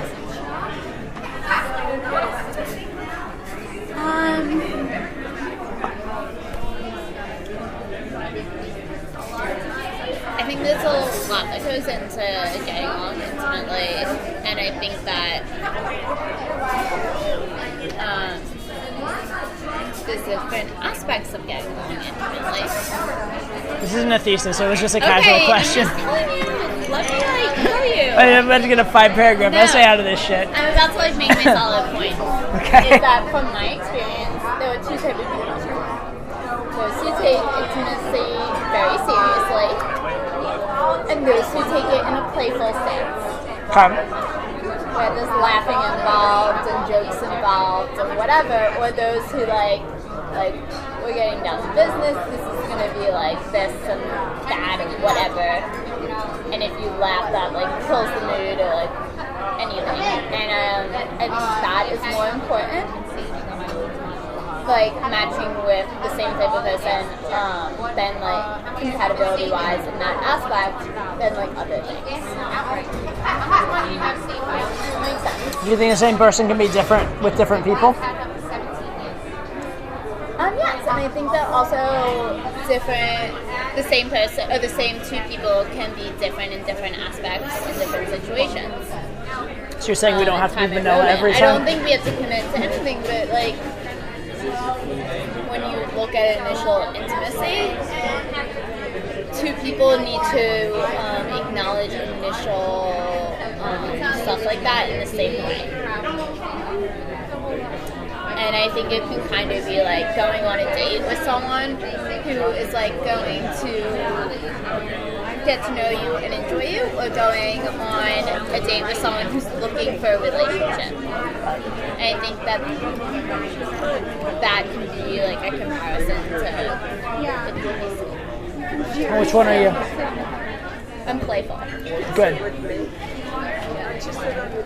In this case, there actually was a better answer, and playful was the better answer. But look at what I just did there. I could have assumed or implied that either answer was a better answer. Which one are you? She says, I go, good. Right? That implies that I had a specific choice and that she had to pass and that there was a wrong answer. Right? So it means there's a qualifying frame. It means she's jumping through hoops. It means that I am a person with standards. But I could still have said good to either one. It's a great way to do a forced qualifier. And be like, wait, what kind of music you're into? There's there's one particular type of music between these two. Which one is it? Tell me. And it's going to tell a lot about you. And then she like says it, and you're like, okay, good. I'm glad you said that. Right? And she's going to assume, I dodged a bullet. I got the right answer. Meanwhile, you could have just said that to either one. All right? So it's a great way to simulate qualifying. Now, that's not actually what I was doing here, because I actually did care about the answer here. But it's just a great format to use in general, right? You put out the question, and then whatever she says, you emphatically, okay, good, I'm glad you said that, right? If you wanted to disqualify, you're like, oh my God, I can't believe you said that. Seriously, you just went from here to here, right? So whatever spike she needs, if she needs a negative spike, you can give a negative spike on either answer. If she needs a positive spike, you can give a positive spike on either answer. It puts you totally in control of the emotional dynamic. So I'm both. I think I could. But I would never want to start too intimate. I'd rather start playful and become intimate rather than the other way around. No, definitely. I'm open to whatever, but like, I don't think it should start like all fucking heavy.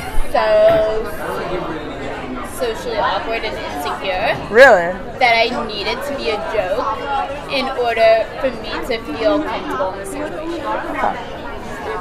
Just a little self-analysis right there for you. Fair enough. I appreciate that.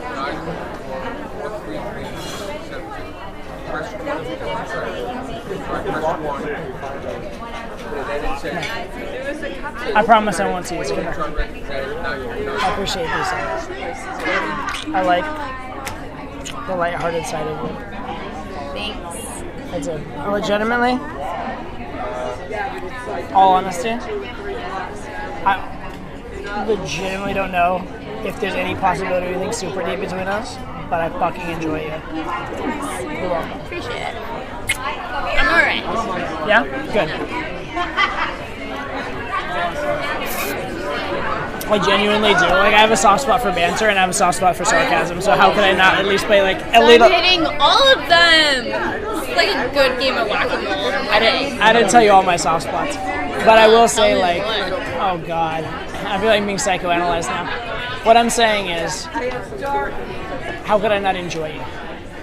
Given all that. Exactly. And I'm gonna go out on a limb and say that I think you enjoy me equally, so that's a good thing.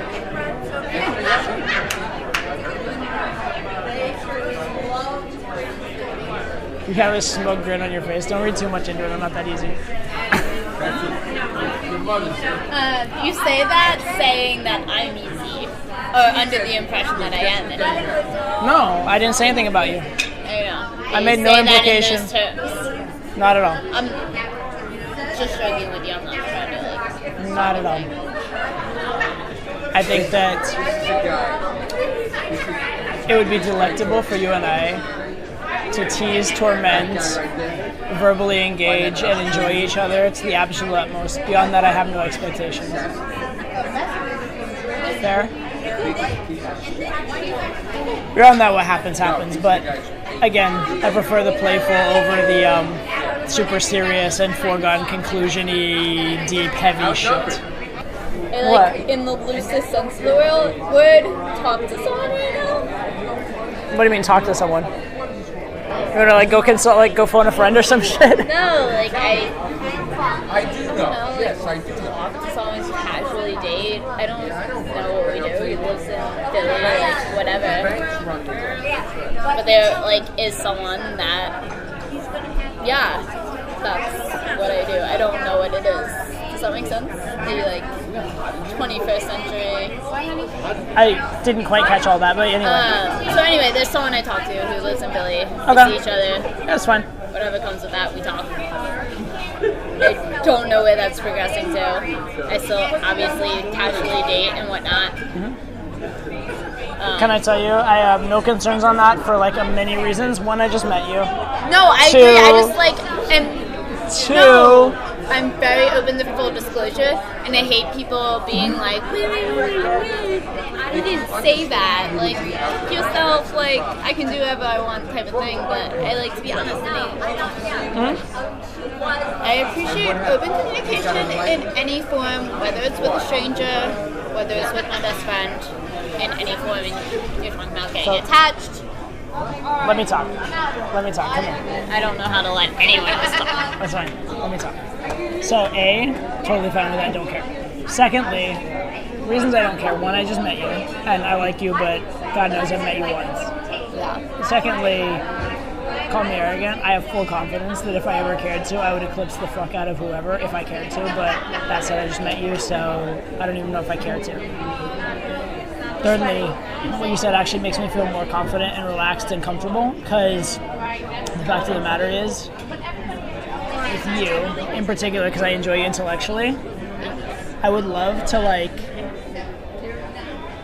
intimately snuggle and talk to you and just enjoy the ambiance of us without even like having to worry that you're gonna like, you know, try and take control of me by going down on me or something, because I know you like the blowjob.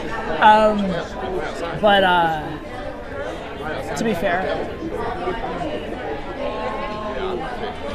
full disclosure, I think there are certain types of guys in the world that are very sexually focused because sex is scarce for them, and there are guys who are not as sexually focused because, I mean, I have very high standards, but if all I want to do is go out and have sex, it's not that hard for me, right? So I'm not that like concerned with that per se. I'm more concerned with, am I having a good time and am I like enjoying the getting to know you? Yeah. Is that fair? No, that's definitely fair. And so regardless of anything, whatever, let's just enjoy it. But I also want to like say something else. Let's just stop. Let me finish, and then let me finish one sentence, and then I'll let you talk. Let's just enjoy getting to know each other with nothing signed in blood, no expectations. We'll let it go however far or however not far, and just fucking enjoy the process rather than think about an outcome. Okay, no, is that fair? Is that fair? No, yes, okay, I 100% agree with that. Okay. Just want to point out quickly, this is another example of the power of rambling. It's the power of, I have all these different frames that deal with the boyfriend situation, and some of them are about me, some of them are about him, some of them are about life, etc., etc. And they're kind of all disjointed and all over the place, right? And they don't even really make sense together, but it's important to present the holistic picture, right? Because without the holistic picture, it's just like, it seems like argumentative. There's this thing, there's this thing, there's this thing, there's this thing. And so again, this is the power of the ramble, the power of being able to just talk and ramble and hold your frame and keep going, even to the point where I actually cut her off a couple times because I wanted to finish that particular ramble in one little sitting, because I don't want any of the points being sort of like micro-analyzed and attacked and becoming a separate argument. I just want just to give her the general vibe, and that's about it. And to be fair, I would, as much as like I'm sure you'd be very fun to like, you know, do all kinds of things with. I mean, teasing and tormenting would be equally fun, so I'm fine with that too. So like I just try and like live like a very like honest, straightforward position. Appreciate it. And I just like am really enjoying hanging out with you. I think you're an awesome person, loving like the whole night and everything. I enjoy you too. But I want to like full disclosure, I am into this person I'm speaking to. And I think there's this whole thing between like men and women where it's like, well, if you're not into like seeing me, then I don't want to talk to you and like I think that's retarded. I think it is. Like retarded's a bad word, like these days, but that's mentally challenged, if you will. I feel like, you know, like I wouldn't want to like,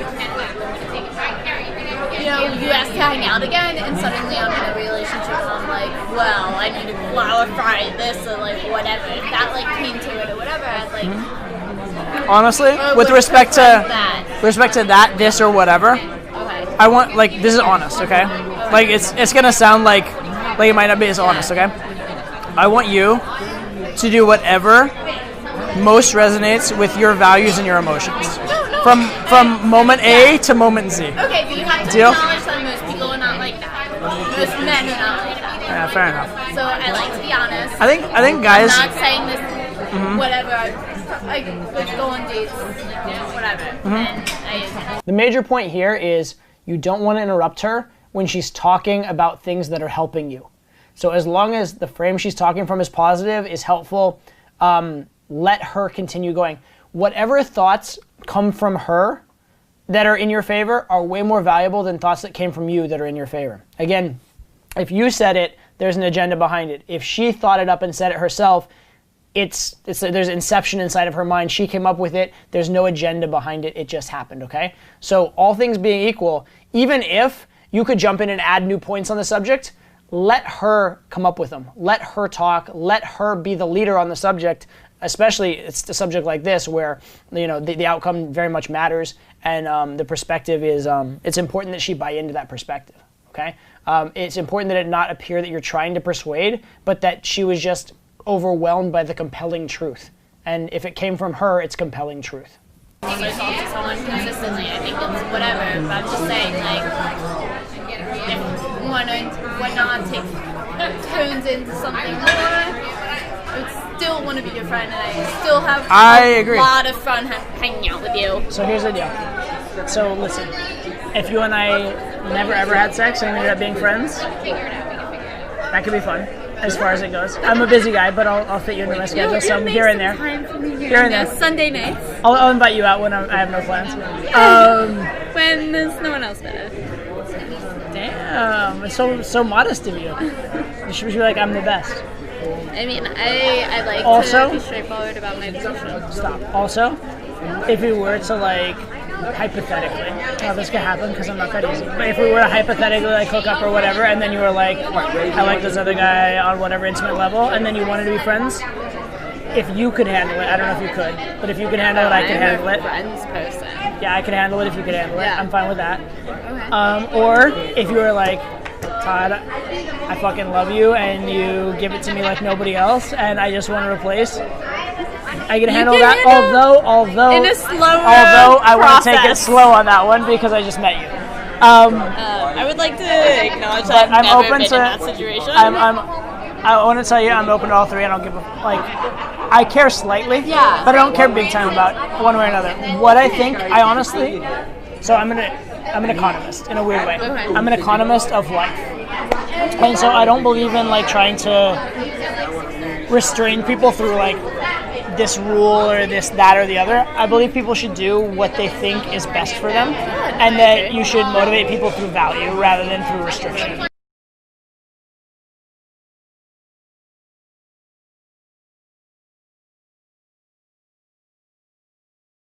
Point being, I would never, ever, like if you were ever hanging out with me, and you felt obligated to hang out with me, or there's some like kind of relational constraint to hang out with me, I would hate that. No, But, definitely. let me finish, let me talk. But if I were ever like, if we're hanging out because like we enjoy each other's company and we whatever, I'm completely fine with that, regardless of whatever other relationships you or I have. No, Does that make sense? Yeah, no, definitely. But I never, ever, like, if I ever, I won't do this, but if I ever were to try and restrain you through, like, we have this agreement, or, like, you should feel guilty about this, like, please punch me in the face. No, okay, Legitimately. So, yeah, no. Okay, I don't believe in that. Okay, no, I want to, like, get my side. So Okay, go. I never let anyone tell me what to do. We could be in a relationship for 5 years, like, whatever, and if you tell me not to hang out with someone, fuck you, I'm going to hang out with them. I don't care. Like, this is my life. I'm going to do what I want. So, like, I really enjoy hanging out with you. And I don't know where any of this was headed. But, like, I do have a strong inclination towards this other person since, like, I have been, whatever, talking to them for, like, a month or so, whatever. And I don't like to shy away from things, and I like to put things out in the open. And I also, because I think it's a test of personality and how people react to that. Not that I want to set anyone up for a test, but I also don't care to be friends with a male if they're only looking to hook up with me. Which, let's say 75% on. You know, I don't mind being hit on, I don't mind hooking up with people, but, you know, I do believe that I have more depth to me, and that occasionally I'll acknowledge, not all the time, but if it's someone consistent in my life, I want to acknowledge. And two, that I don't believe in misleading people. And personally, because I don't like being misled, I like strict boundaries. I like to know. I work well, not strict boundaries. They could be broad boundaries, but I like to know where my boundaries are, because I don't like to disappoint people. I'm a people pleaser, and I don't want to disappoint someone because we had miscommunication where boundaries are, or whatever comes with that. I'm a little psycho. So all of that. Say that again? I'm a little no, I'm definitely psycho. Fully, severely psycho. I just liked hearing it. You don't need to say. I just wanted to make you say it just because I enjoyed it. You're welcome. So that's kind of, and maybe I shouldn't mention it to you, but it's my comfort zone. And I like hanging out with you, and I wouldn't want that to stop us from doing so. And I feel knowledge and open communication is where we prosper in any relationship. My husband would And that is my thesis statement. There you go, do you need a straw? I don't know where my straw went. I don't think actually. you got one. You didn't get one. I got one. It's gross, but I'm not gonna use it anymore. But I did get one. I was I knew I had one a second ago. Do you want that? No, I'm good. I can eat like orange and raspberry mush or orange and cherry mush without a straw. But thank you. I wasn't gonna share it. It's just... Wow, that was like a non-offer. That was a false offer. Hi.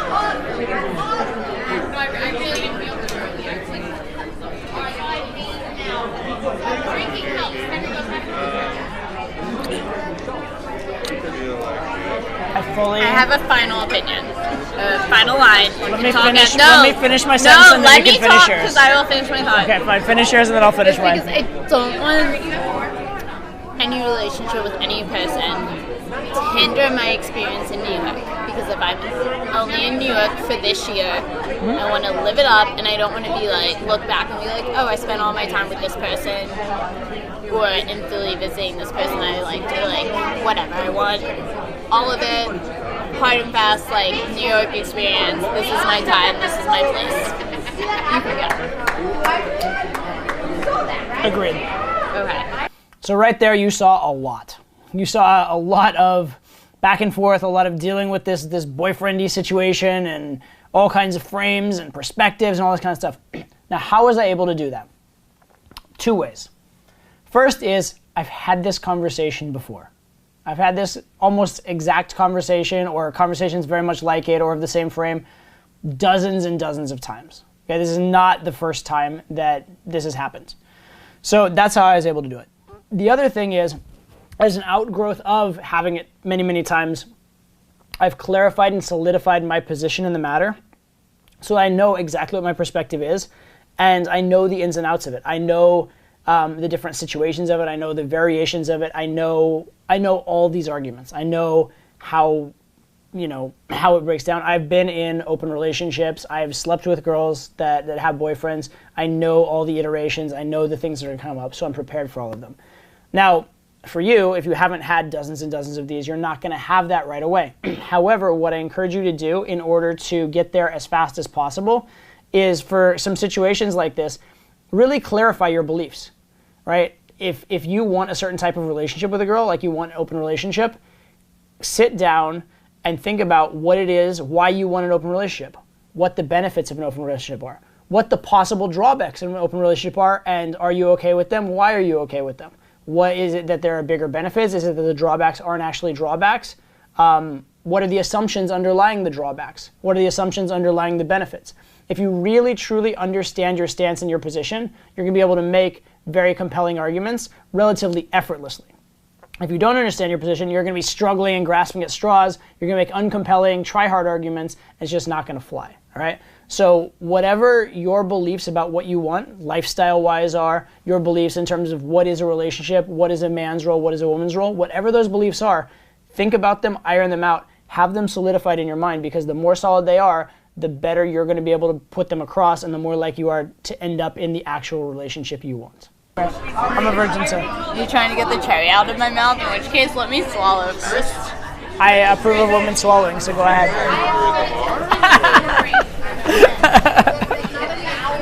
I'm not going to give my opinion on that matter. I really don't care either way, but like, it's 10% flattering, but I really don't care. What is flattering about it? When a girl swallows, it's flattering because it's like she wanted to take in your essence, in a way. But I really don't care. If she wants to spit, fine. I already felt what I felt. It's fine. What if she doesn't want you to come in her mouth? Where does she want me to come? In her mouth, I said. Where does she want me to come? Oh, like elsewhere. I don't know, so she doesn't taste it. Like, I'm just curious. I'm not going to tell you my preference. I suppose that's a culinary decision on her part, but whatever. I will say, actually, do you want to know, like, dirty male secret? Yeah. Okay. Dirty male secret is this. Coming in the mouth or in the most intimate of female parts is the best. However. Uterus. Huh?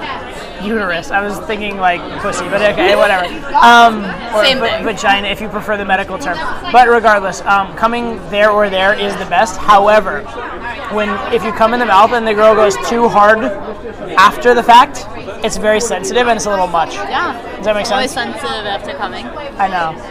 So, coming in the mouth, coming somewhere welcoming and warm and inviting is the best. However, welcoming environment. However, we all want to just come into. However, if the girl's too enthusiastic after the fact, I'd rather pull out because it can be a little sensitive after the fact.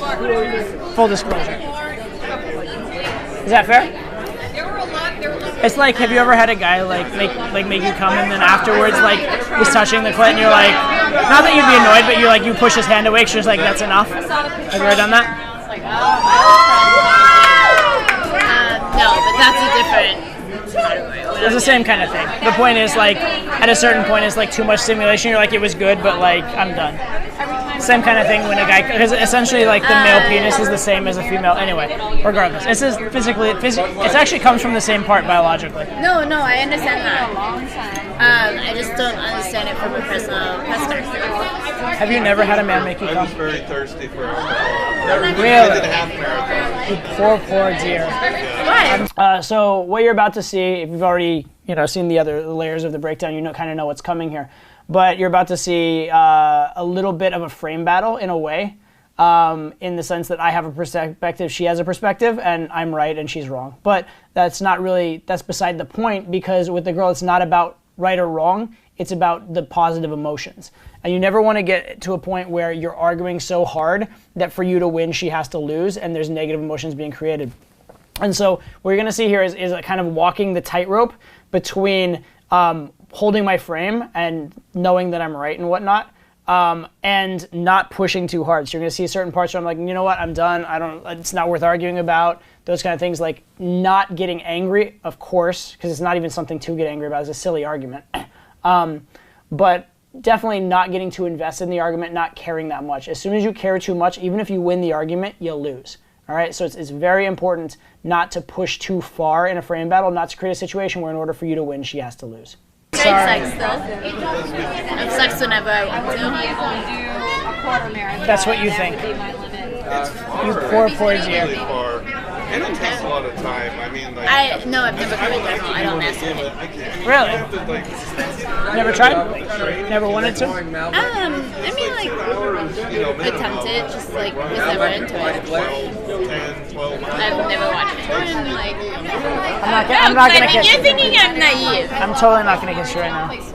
You poor dear. No, I'm not a poor dear. Don't I'm look promising at it that way. I'm not promising you I anything. hate that. No, I'm not promising you anything because I don't know if we're gonna like. I don't. Yeah, That's no, even but like I a hate whole those, other. like assumptions. Oh, it's not an assumption. It's just that like. Okay. It's not because. An assumption. Stop. Especially because Stop. you're associating it Stop. with me being younger, and you know Stop. that you're doing I that. didn't even do that. I No, didn't you even think that he are was on a young. subconscious Okay, level, because stop. Let it's me a talk. systematic Let me thing. talk. I don't mean it in any negative way. I think it's fine. That said, when I say you poor dear, what I mean is there's this human experience that's possible, that's amazing, that you've not experienced. It's similar to like if you told me you've never eaten ice cream, I'd be like, you poor dear, let's go have some ice cream together. No, I or if disagree. you told me you've never had a really good steak, I'd be like, my darling, let me take you for a filet mignon. It's it's if you'd like. The point is, it's not any kind of like. First of all, it's not self-interested because I've come my share of times and made my share of women come. I don't care about that. But it's just one of those things where it's like there is this thing in the human experience, and before you die, you better experience it. That's all I'm saying. Maybe, but also maybe not. You're talking from a male perspective, so you can't acknowledge the female perspective. Okay. In a natural sense. My dear. You can't. I know from a female perspective you have good sex without coming. I get it. I've had girls say that. That said, good sex with coming is empirically better than good sex without. But there are also It's women just who, a fact. but there are It's just a also fact. women who can't. I think that's like 1% of 1%. I think if you can't, that's like you've never had proper. I'm not. Okay. I mean, maybe I can, maybe I can't, Okay. but like it's not hindering my sex I'm not life. saying it is. I'm not saying. Okay. I'm not disparaging. But I think I'm you're not. giving me Stop. like a naive. Stop. I'm not disparaging. I'm not hindering. I've once in my life been with a girl I couldn't make come. It happens, but it happened once in my life. Fine, fair enough. She was young, and I think if I whatever. It doesn't matter. She was young, No. young girls. No, I think if we did it, like I only did it once with her. If we did it more times, maybe I could have. But the fact of the matter, and I don't mean this disparaging. I'm sure you've had great sex as far as that goes. But what I'm saying is, don't give up on yourself. I'm not giving up. That's what I'm saying. Don't give up on yourself. I don't want to be like Because enjoy my sexuality and what I do or do not do. I love it all, whether it's bad or good. I love experience, and I'm super open about sex and anti-slut shaming. And I'm not saying you're doing any of that. I'm not saying that. I'm not trying to offend you. I'm not. That's not even a But category. I'm That's just not even saying a. that, like, whether not I even- do or not. Not even a category. But what I'm saying, whether I do or not, does not like I understand. resonate with me. I understand. Come on. Let me talk to you. Come on. I'm gonna talk to you like intimately for a second, like sort of intimately, like from 6 inches away. I understand that there are a lot of things about sex more than an orgasm. I get it. I 100% get that. And I've talked to girls who said that until they had an orgasm. But I've talked to girls who said that, and it's fine. And I You understand acknowledge you're being condescending, right? only a little bit. You're being A condescending. little bit. Okay. That said, I understand that. I do know this. I do know that sex with someone you care about or sex that means something to you without an orgasm can be better from a female perspective than meaningless sex with an orgasm. I get that. I understand that there's more emotional nature. I get that for sure. I don't have an issue with that. All I'm saying, my dear, Just experience it, and I will. is that you're very young. You're very young. And until you've had steak, you shouldn't disparage steak. Until you've had ice cream, you shouldn't disparage ice cream. I'm That's all I'm not saying. disparaging That's all I'm anything. saying. I'm That's not all I'm saying. disparaging That's anything. all I'm saying. I'm done. I'm done. No. I'm done. I'm done. I'm done. Because I'm not disparaging anything. I'm also not promising anything. Just so you know. I'm just saying. I mean, I'm confident, but I'm not open promising to anything. A lot of things. Combo. You here today? All right. You're coming with me right now. I'm gonna kick you out in half an hour. Even if you ask to stay in half an hour, I'm kicking 15 you out. minutes. I'm leaving at 9:30. Whatever. Come with me. Yeah. I'm the only one that lives far away. Fire up my. You live close. So Um, I'm leaving in 15 minutes. I mean, yes and no. I mean, currently I live very close by. I normally live in West Village, like I told you. Okay. But I told you I'm executive homeless right now, so I'm fucking all over the Are you place. staying in this hotel I'm right now? fucking at the moment. Okay. So the deal is full disclosure. So I have my place that I'm subletting, which is in West Village, and then I'm currently technically I'm subletting it to my employees. Okay. Does that make sense at all? So Okay. basically, my employees all stay there, and I could stay there, but I technically gave up my part of the apartment to one of my employees, and he's paying me rent for it. So if I were to step in and be like, "Fuck you, give me a room," that would be weird. Yeah. So I currently have a segment of my own life back, basically, so to speak. Okay. So since I just got back from Europe, I'm essentially transient and itinerant, if that makes Alright. sense. I don't know if itinerant even works. Itinerant worker, right? So you're taking women to your hotel room. I like that you made that plural. There's an interesting way to pass a shit test, which is find a grammatical error in the shit test. You know what I mean? I mean, it's not the worst. I know I do it sometimes when girls say that. I know that there's famous Jeffy infield where the girl goes, "You kiss good," and he goes, "I kiss well," right? Which it's kind of cool. It's a good way to be fluent. It's just one more area to be superior. It's one more area to deflect attention. Because what do you really need to do in the case of a shit test? It's not about having the greatest answer. It's about deflecting attention away and making it not a big deal. So if you catch a grammar error in her shit test, that's one very effective way to do it. Now, it's very highbrow, but understand the general concept, which is that a shit test doesn't have to actually be passed. You can distract from it or change the subject in a million different ways, and that's effective also. Your estimation of me is fun. Maybe. Possibly.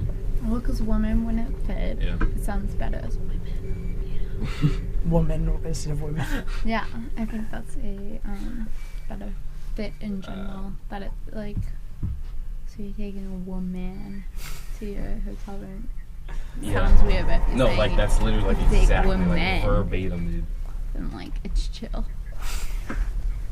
I like that you find that What's more that? chill.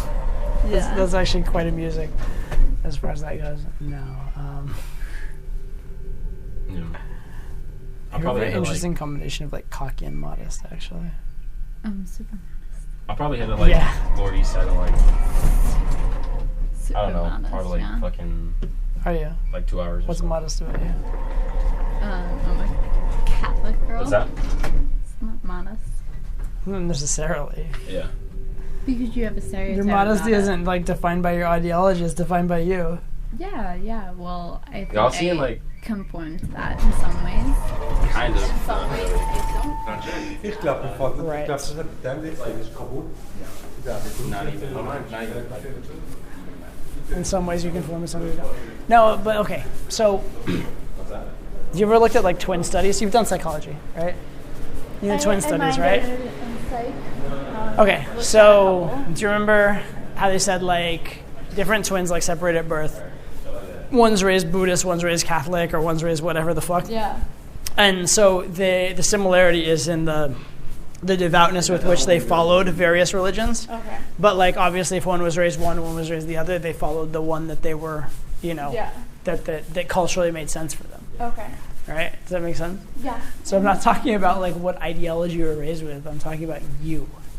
No, and And to be fair, I'm not curious about I'm curious about you because I'm hanging out with you, not with your ideology. No, and I understand that, but twin studies in that sense are completely different. Because 'Cause you're those not are a- studying 'cause you're not a nature twin? versus nurture. Mm-hmm.